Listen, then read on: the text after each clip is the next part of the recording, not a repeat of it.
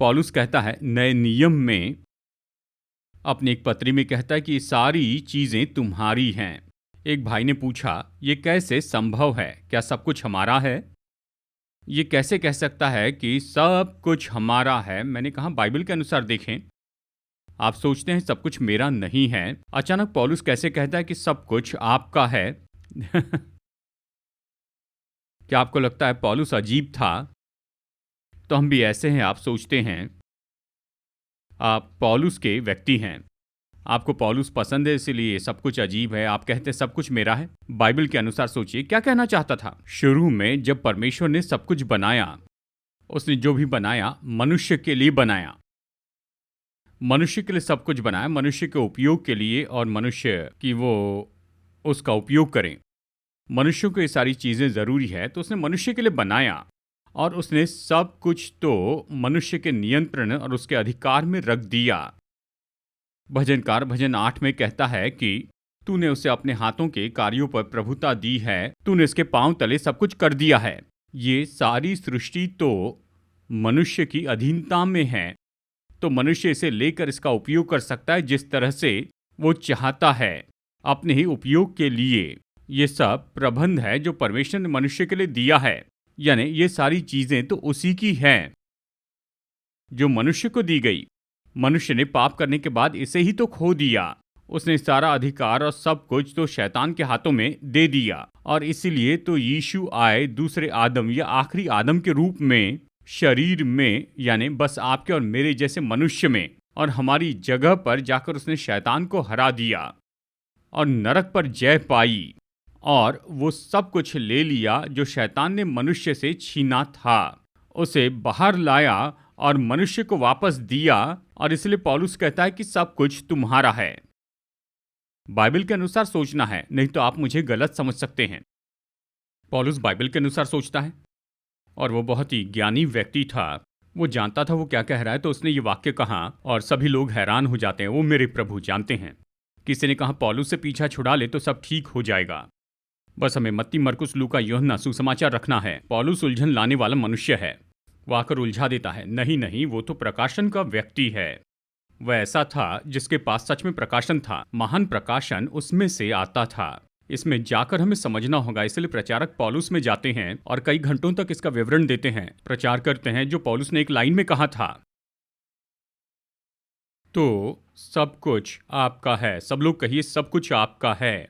बगल वाले व्यक्ति की ओर देखकर कहें सब कुछ आपका है। अब आप जानते हैं इसका क्या अर्थ है। परमेश्वर ने शुरू में सब कुछ मनुष्य को दिया। सारी सृष्टि मनुष्य के लिए बनाई गई और एक मनुष्य को दी गई जो वहां पर था, जो हमारा परपिता है, जिससे हम सब आए हैं। तो सब कुछ हमारा ही है। परमेश्वर की सारी ये सृष्टि, केवल परमेश्वर और उसके सिंहासन को छोड़कर सब कुछ हमारे अधिकार में है। ये सारी चीजें तो बस हमारी ही हैं। आमीन। ठीक है। अब चौथी बात, विश्वास प्रेम उत्पन्न करता है और ज्यादा प्रेम लाता है अच्छी चीजों का आनंद उठाने के द्वारा। देखिए, केवल आप इन्हें लेकर रखते ही नहीं, विश्वास इन सारी बातों का आनंद उठाने के लिए है। और ये चीजें जो परमेश्वर ने बनाई थी, उसका आनंद उठाना, यह आपकी अगुवाई करता है धन्यवाद देने के लिए। उसे धन्यवाद देना जो इन सारी आशीषों का स्रोत है। कैसे हम इन सारी अच्छी चीजों का आनंद उठाएं और उसका धन्यवाद न दें जिसने ये सब आपको दिया है।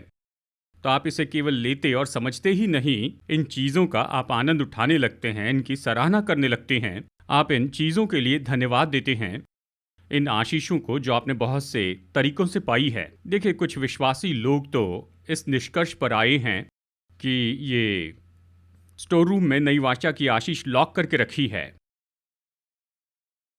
और ये इस तरह लॉक की है कि कोई भी मरने तक इसे नहीं ले सकता है। तो बहुत से विश्वासी इस निष्कर्ष पर आए हैं कि उनकी मृत्यु तो सबसे महत्वपूर्ण घटनाएं जो कि होने वाली है, कि जब वो मरेंगे किसी तरह से वो इन सब में प्रवेश करेंगे। और इसलिए एक भाई ने कहा, जब मैं मरूंगा तो सोने की सड़कों पर चलूंगा। तो तब तक क्या करेंगे? भीख मांगेंगे। जानते हैं, दिन में बस एक ही बार खाना खाए, तब तक क्या आप ऐसे जिएंगे? निरंतर कमी, घटी और पर्याप्त न होने में? आप क्या कह रहे हैं? वो लॉक करके रखी गई है, मेरे मरने तक मैं उसे नहीं ले सकता, वो लॉक की गई है। मैं कारीकुड़ी में गया था कई साल पहले, एक शादी में, ऐसे गांव में जहां पर पहले कभी मसीह विवाह नहीं हुआ था, और मैंने जाकर वो शादी लगाई थी। दो जवान लोग जो हमारे चर्च के थे। मैंने वहाँ कुछ घर देखे जो बहुत, यानी इस चर्च से 2 या 3 गुना बड़े होंगे। मतलब वो तो महल के जैसे बड़े घर थे। यानी गांव में बड़े बड़े घर यहाँ से शुरू होता और अगली सड़क पर ख़त्म होता था। एक कोना दूसरे कोने से इतना दूर था, पहले ऐसे कभी नहीं देखा था, केवल इसके बारे में सुना था, ऐसा कभी नहीं देखा था। यानी एक घर में शादी लगाई गई और बाजू वाले घर में वो सारी चीज़ें रखी गई थी जो परिवार ने दुल्हा और दुल्हन को दिए थे, और वो तो म्यूज़ियम के जैसे था। और हम चल के वहाँ गए और जो कुछ भी दिया गया था वो सब देखा, सब कुछ दिया गया था, कंघी से पाउडर तक, टूथब्रश और सब कुछ दिया गया था। यानी जानते हैं, सारे बर्तन दिए थे, यानी चम्मच से लेकर बड़े बर्तन तक सब कुछ दिया गया था। कढ़ाई जो भी सोच सकते हैं सब दिया गया था। स्टोव दिया गया था, आईना, टीवी, फ्रिज, सब कुछ दिया गया था। पूरा घर इन चीज़ों से भरा था। पर बात तो ये है, अंत में उन्होंने कहा, देखिए ये हमारा घर है और ये दादाजी का घर है, और हर एक परिवार का एक एक कमरा है। एक कमरा मतलब बड़े हॉल जैसे था, एक कमरा इस चर्च के आधे भाग जैसे था, और ये तो बहुत बड़ा कमरा था। उन्होंने कहा सबका एक एक कमरा है, कहा ये सारी चीज़ें लेकर वहाँ पर रखेंगे और ताला लगा देंगे। मैंने पूछा क्यों? क्योंकि हम यहाँ पर नहीं रहते हैं, हर कोई सिंगापुर, मलेशिया में रहता है, कहीं और रहते हैं, यहाँ कोई नहीं रहता है, हम बस चले जाएंगे। तो ये पेस्ट और टूथब्रश का क्या होगा? ये सब, टीवी और फ्रिज का, ये सब यहीं पर रहेगा क्योंकि हमें ले जाना पड़ेगा। हमारे पास पहले ये सब कुछ है, ये फॉर्मेलिटी है, ये करना ही था। हम इसे रख कर चले जाएंगे, पता नहीं इसे फिर कब देखेंगे। मैं सोचता हूँ कभी कभार आकर खोल कर देखेंगे क्या ये यहाँ पर है। ये सब वहाँ पर है। तो देखिए, इस भाई ने मुझसे कहा, यानी देखिए इस भाई ने मुझे बताया कैसी नई वाचा में आशीष तो केवल स्वर्ग में ही हैं, यानी स्वर्ग में जाने के बाद वो इसी तरह से इसे देखते हैं, सब पर लॉक लगा है, मरने के बाद ही उपलब्ध होंगे। लेकिन बाइबल बिल्कुल अलग तरह से सिखाती है, ये आपकी मृत्यु के बाद नहीं, ये उसकी मृत्यु के बाद वो स्वर्ग के राज्य की कुंजियां आपके हाथों में दी गई हैं कि आप इस पृथ्वी पर जो कुछ भी बांधेंगे वो स्वर्ग में बन जाएगा, और जो कुछ आप इस पृथ्वी पर खोलेंगे वो स्वर्ग में खुल जाएगा। ये चाबियां तो आपके हाथों में हैं। कुछ लोग कुंजी रखकर भी भूखे ही रहते हैं, उनके पास चाबियां हैं। हाँ। आपका विश्वास ही आपकी कुंजी है। आप जो कुछ भी बांधेंगे वो बन जाएगा, आप जो भी खोलेंगे वो खुल जाएगा। स्वर्ग के राज्य की कुंजियां तो आपको दे दी गई है। मैं कहूंगा यह कहना गलत होगा कि सब कुछ बाद के लिए रखा गया है। जानते हैं, कुछ लोग सारी बातों को बाद में करेंगे कहने में अच्छे हैं। जानते हैं, नहीं, सब कुछ बाद के लिए नहीं है। हाँ, मैं जानता हूं, अमरत्व जो है वो बात के लिए, और कुछ बातें बाद के लिए है, मैं इसका इनकार नहीं करता हूं। पर बात तो ये है, बहुत सी बातें हैं जिसका अभी आनंद उठाना है। जानते हैं, सब कुछ ऐसे बाहर मत फेंकिए। उदाहरण के लिए, पापों की क्षमा बाद के लिए नहीं है, अभी के लिए है। अब आनंद उठा रहे हैं कि आपके पाप क्षमा किए गए हैं, कि आप इसके लिए खुश हैं। ये सच्चाई कि आप परमेश्वर की संतान हैं, परमेश्वर के बेटे और बेटियां हैं, उसका भी आनंद उठाना है। वो सौभाग्य, वो स्तर अभी आपके लिए है। वारिस होना, कि आप मसीह के वारिस हैं, कि जो कुछ भी परमेश्वर का है वो तो आपका है, आप मसीह में संगी वारिस हैं। इस सौभाग्य का अभी आनंद उठाना है, बाद में नहीं। आप अभी वारिस हैं। पौलुस ये नहीं कहता कि एक दिन आप वारिस बनेंगे, नहीं, आप वारिस हैं, मसीह के संगी वारिस हैं। ठीक है, इसी तरह से आपका धर्मी ठहराया जाना, इसका मतलब आप पापी थे पर अब आप संत हैं, आप धर्मी बनाए गए हैं, परमेश्वर के सामने आप धर्मी हैं। यही तो उसका अभी आनंद उठाना है। परमेश्वर के परिवार में गोद लिया जाना, इसका आनंद मनाना है। आपके प्रतिदिन का प्रयोजन। कितने लोग प्रतिदिन की जरूरत के लिए प्रभु पर भरोसा करते हैं? जानते हैं, आप नहीं कह सकते हर दिन की जरूरत के लिए प्रभु पर भरोसा नहीं करता हूं। नहीं, हर रोज की जरूरत के लिए उस पर भरोसा कर सकते हैं। वो अभी के लिए है। आप अपनी सुरक्षा के लिए प्रभु पर भरोसा कर सकते हैं। सुरक्षा के लिए, रक्षा के लिए, ये सब वो कल के लिए नहीं है, वो तो अभी यहां है। और परमेश्वर आपको सिखाते हैं, अगुवाई करते हैं, आपको बुद्धि देते हैं, और ये तो आज के लिए है, यहां है। तो बहुत सी चीजों का आनंद उठाना है। हाँ, चंगाई है जिसका आज आनंद उठाना है। हर तरह की आशीष है जिसका आज आनंद उठाना है। मुझे पता नहीं लोग इसे क्यों निकाल देते हैं, लेकिन एक बार जब आप इन सारी आशीषों का आनंद उठाने लगते हैं, जब आप अपने पाप के दोष से आजाद हो जाते हैं, जब आप जानते हैं आप परमेश्वर की संतान हैं, जब आप समझ जाते हैं कि आपको सौभाग्य मिला है, आप तो वारिस हैं, मसीह के संगी वारिस हैं, जब आप जान जाते हैं आप पहले पापी थे लेकिन अभी धर्मी बनाए गए यीशु के लहू के द्वारा, और जब आप इसे जान लेते हैं कि आपके लिए प्रयोजन किया गया, क्योंकि यीशु ने कहा ये चिंता मत करना कि हम क्या खाएंगे, क्या पिएंगे और क्या पहनेंगे, क्योंकि तुम्हारा स्वर्गीय पिता जानता है तुम्हें इन चीजों की जरूरत है। पहले परमेश्वर के राज्य और धर्म की खोज करो तो ये सारी चीजें आपको दे दी जाएंगी। ये मेरे लिए प्रतिज्ञा है।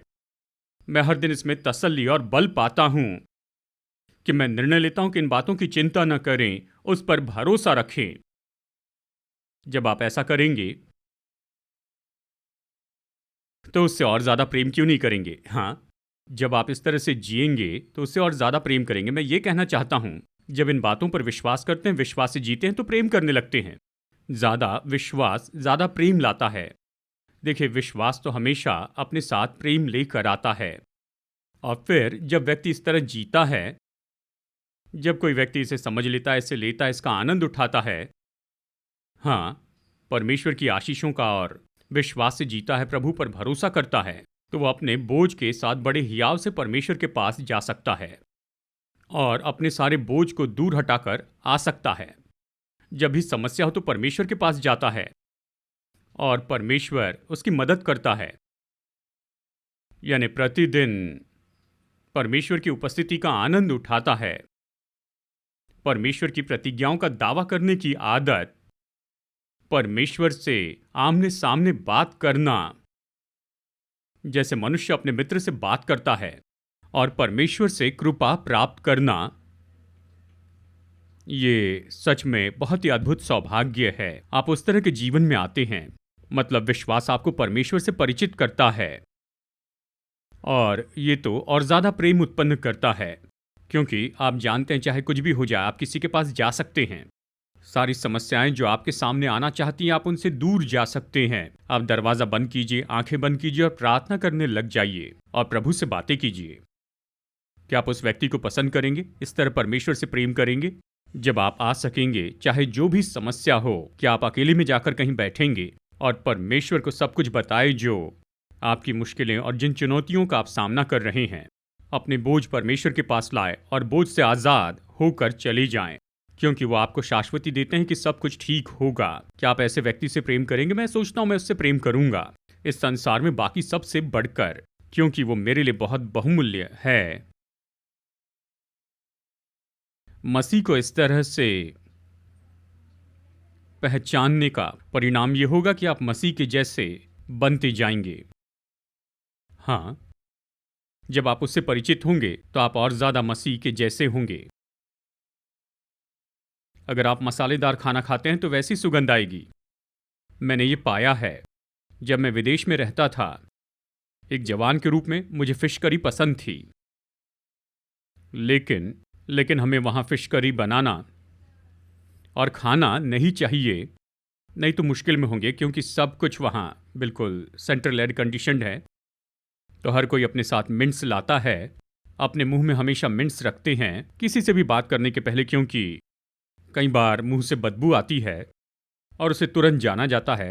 शरीर की दुर्गंध वो तो तुरंत ही जानते हैं, महसूस की जाती है जहां पर भी आप हैं। ये सब कुछ बिल्कुल बंद जैसे है, तो बहुत सावधान रहना पड़ता है। सिर से लेकर पैर तक कुछ न कुछ स्प्रे करते जाइए, अच्छी खुशबू आए, और हाथ में मिंट्स रखें और अपने मुंह में रखते चले जाए। जब भी किसी से बात करनी है तो इसे रखें। लोग चर्च में जाते हैं, रास्ते में रुककर मिंट्स खरीदते हैं। ये सबसे महत्वपूर्ण बात है, बाइबल और मिंट्स। जानते हैं, मैंने ये वहां पर सीखा, इसके बारे में सावधान रहना है। और अगर आप सोचिए कि आप होटल में जाकर फिश करी खाएंगे, खाकर बाहर आइए और किसी से हाथ मिलाइए और वो अपना हाथ अपने मुंह के पास ले जाएंगे, उनके लिए वो बहुत ही भयानक गंध होगी। वो नहीं समझ सकते हैं। सोचते हैं ये आदमी कहाँ से आ गया है। और केवल इतना ही नहीं, अगर आप अपने घर में इसे पकाएं, आपका सूट, आपका शर्ट, आपकी पैंट, आपका सोफा, आपकी टेबल और कुर्सी से मछली की गंध आएगी। तो फिश करी को भूलना पड़ता है, बहुत पीड़ादायी है। और जब मैं उन दिनों में वापस आता, राह देखता कि मैं आऊं चेन्नई में कि बस फिश करी खाऊं। क्योंकि वो अरोमा सब कुछ भर देता। जब आप इस तरह से मसीह के साथ में हैं, जब आप मसीह के इतने करीब होते हैं, तो वो आपके मित्र हो जाते हैं और प्रतिदिन आप उसके साथ समय बिताते हैं। उसकी खुशबू आप में आने लगती है। लोग आप में मसीह को सूंघ सकते हैं। लोग आप में मसीह को देख सकते हैं।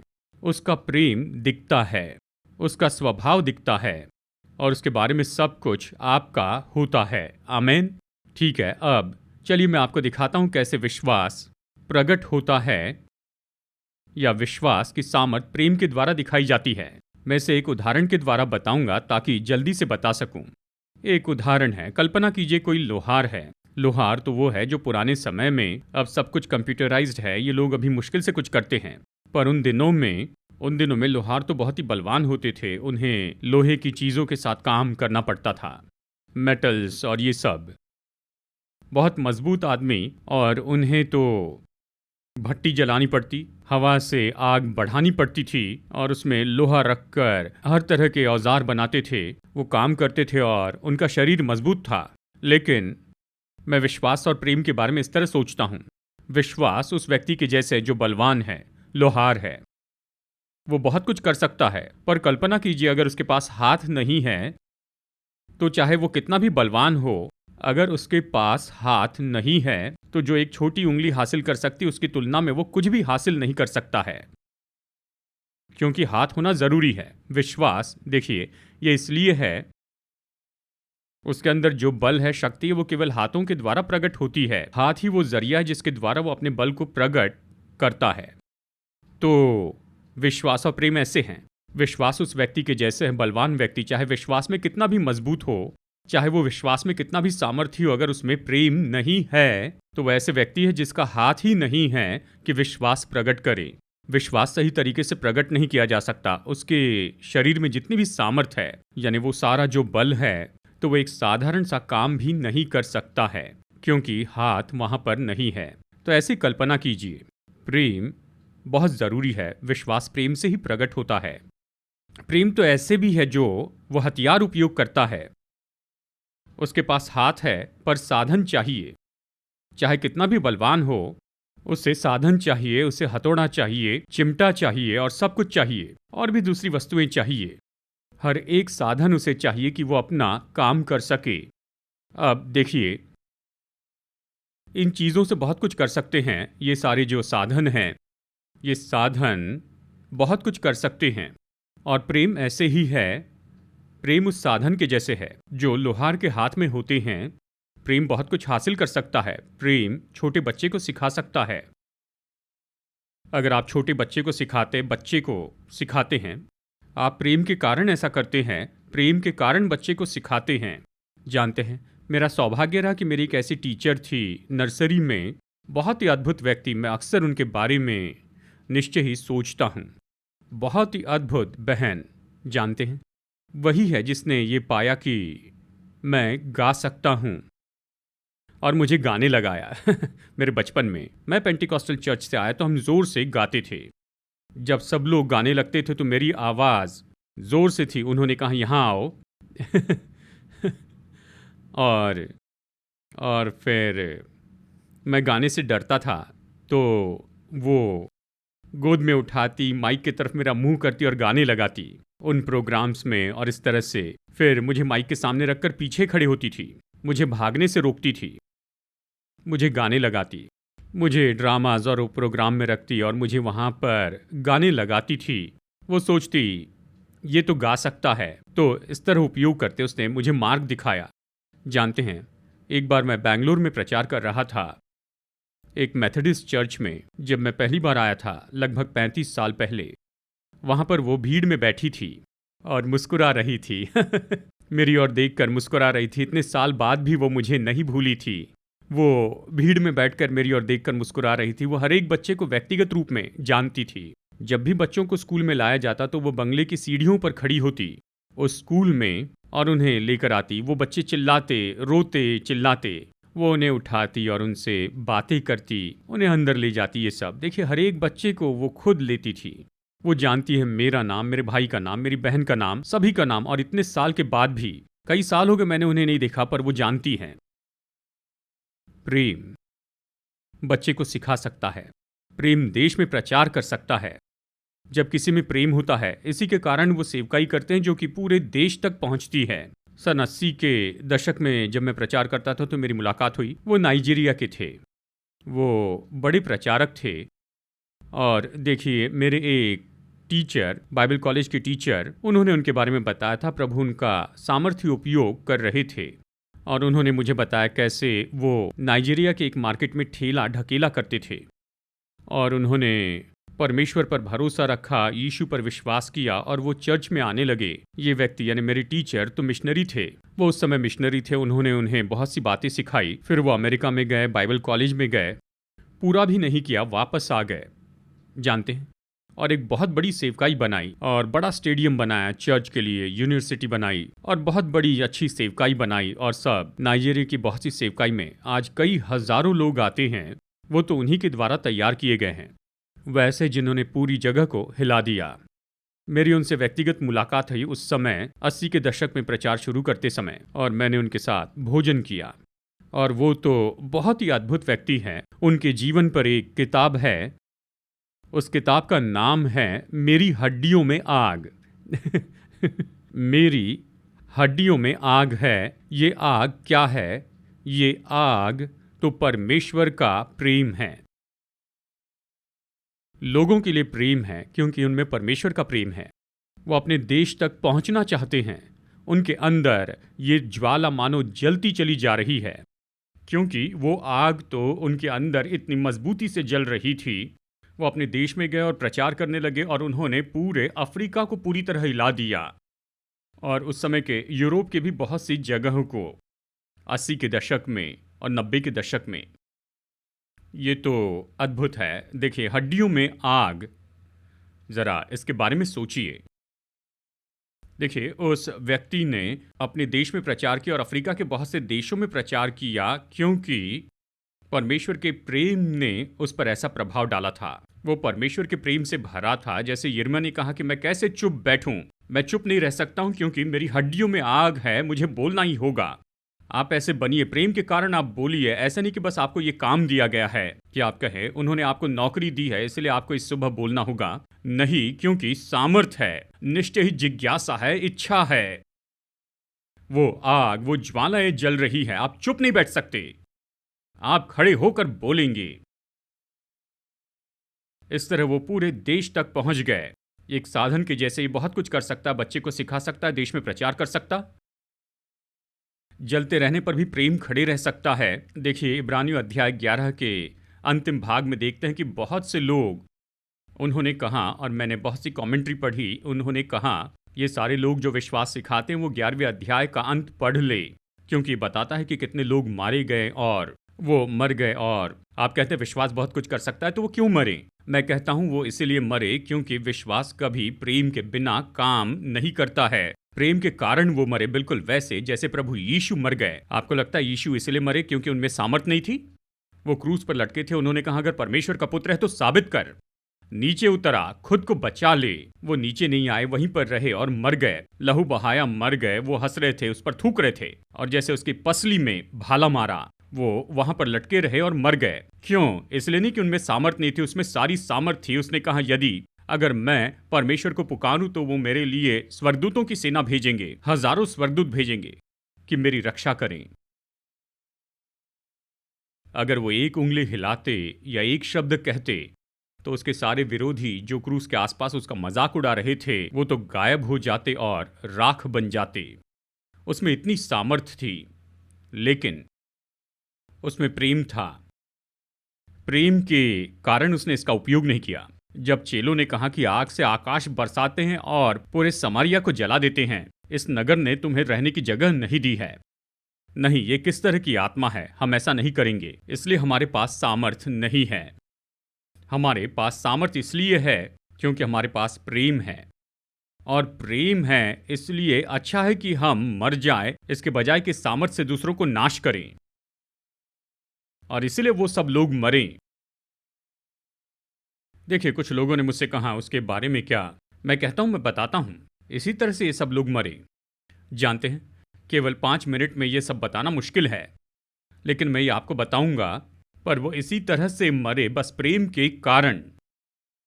इसलिए नहीं कि वो खुद को बचाने के योग्य नहीं थे, इसलिए नहीं कि परमेश्वर की सामर्थ मदद के लिए नहीं थी। देखिए, जब आप जिज्ञासा और प्रेम से भरे होते हैं तो आप जलने के लिए भी तैयार होते हैं। हाँ, और प्रेम तो भट्टे के जैसे है। विश्वास के लिए भट्टा। देखिए, विश्वास तो वो लोहार है, ठीक है। उसे भट्टी चाहिए, भट्टी के बिना कुछ नहीं कर सकता है। यानी उसे लोहा नरम करना पड़ता है उस धातु को कि उस पर काम करें। तो प्रेम उस भट्टे के जैसे है जो सबसे कठोर धातु को पिघलाता है। और जैसे मैंने आपको बताया इस नाइजीरिया के भाई के बारे में, जानते हैं, उनका नाम है बेंसन इडोहोसा। बेंसन इडोहोसा बहुत बहुत विख्यात हैं। इनकी अद्भुत कहानी है। अद्भुत कि प्रभु ने उन्हें कहां से लाया और उन्हें क्या बनाया है। प्रेम विश्वास की भट्टी है, और प्रेम लोगों के हृदय में जलता है। और प्रेम तो देखा जा सकता है लोगों के उत्साह में। प्रेम उत्साह और जिज्ञासा उत्पन्न करता है। जो कोई भी चीज या उत्पादन इस संसार में बनाया जाता है, यानी मेडिकल प्रोडक्ट या इलेक्ट्रॉनिक्स प्रोडक्ट जो भी हो, यहां तक कि कार, प्लेन्स और ये सारी चीजें, ये इसलिए बने क्योंकि किसी ने संसार को देखा और वो कुछ देना चाहते थे जो जीवन को आसान बना दे, कि लोगों के लिए आशीष हो जाए। वो चाह रहे थे कि किसी तरह से अपनी योग्यता को प्रकट करें जो प्रभु ने उन्हें दी है, बहुत ही उपयोगी अर्थपूर्ण तरीके से, कि वो किसी के लिए बहुत ही अद्भुत सेवा प्रदान करें। कुछ लोगों के लिए वो यही कर रहे थे, पैसा कमाना नहीं चाहते थे। वो तो कोशिश कर रहे थे कि उनकी योग्यता और वरदान का सही उपयोग करें। वो उत्पादनशील रीति से उसका उपयोग करना चाहते थे कि दूसरों को आशीष दे। ये लोगों के लिए प्रेम, समाज के लिए प्रेम, संसार के लिए प्रेम है। प्रेम की सब कुछ बेहतर बनाए। प्रेम की सब कुछ बेहतर बनाए। मैंने देशों के लीडर्स के बारे में पढ़ा है जिन्होंने देश को लिया पूरी असफलता के समय में, क्योंकि वो उस देश से प्रेम करते थे। उन्होंने उसे बदल दिया बेहतर होने की जिज्ञासा से। इसका मतलब हम चर्च को लेकर उसे बेहतर बना सकते हैं। इसका मतलब असफल परिवार को हम बदल सकते हैं और उसे बदलकर बहुत ही सुंदर परिवार बना सकते हैं। इसका मतलब ये है कि हम ऐसे असफल बिजनेस को लेकर उसे बदल सकते हैं कि वो बहुत ही अच्छा हो जाए। सुनिए, हाँ, प्रेम तो विश्वास की भट्टी है। ये किसी को भी मोड़ सकता है, कुछ भी कर सकता है, ये किसी को भी बदल सकता है, क्योंकि विश्वास प्रेम के द्वारा काम करता है। प्रेम तो विश्वास का मोल्ड है।